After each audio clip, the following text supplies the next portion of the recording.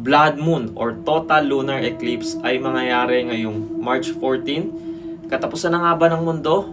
Dahil marami na naman pong nagtatanong, dahil marami na naman kumakalat na conspiracy theory about these signs. Well, totoo naman po, nakasulat sa Bible na yung mga astronomical phenomena, signs about sun, moons, and stars, mangyayari sa end times.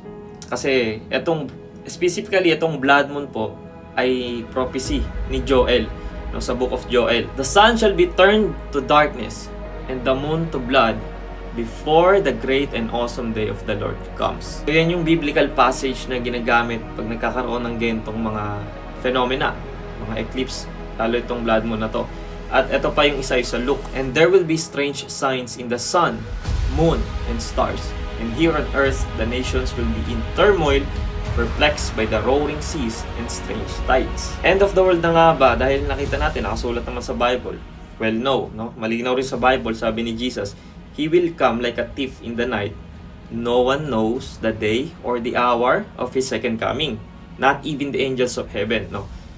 Well, totoo na pwedeng may connection to sa end times.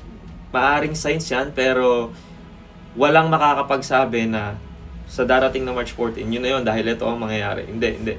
No? Actually, hindi nga rare yung mga eclipse na yan. Ang total lunar eclipse kasi, common din yan, no?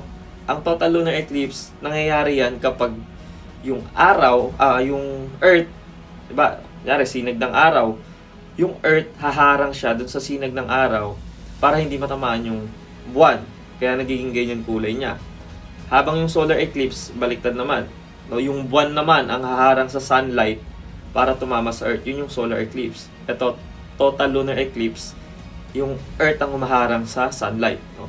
And hindi siya rare. Common siya. Alam natin na ang second coming ni Jesus ay mangyayari talaga. Pero sa mga gentong sign about end times, okay lang na maging aware tayo pero wag tayong maging obsessed. No?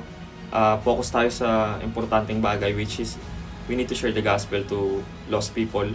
And makinig tayo sa sinabi ni Apostle Peter. Since everything will be destroyed in this way, what kind of people ought you to be? You ought to live holy and godly lives as you look forward to the day of God and Spirit's coming, that they will bring about the destruction of the heavens by fire and the elements will melt in the heat. Malinaw po, we should live a holy and godly lives at mag-focus dapat tayo sa importanteng bagay, which is sharing the gospel to other lost people.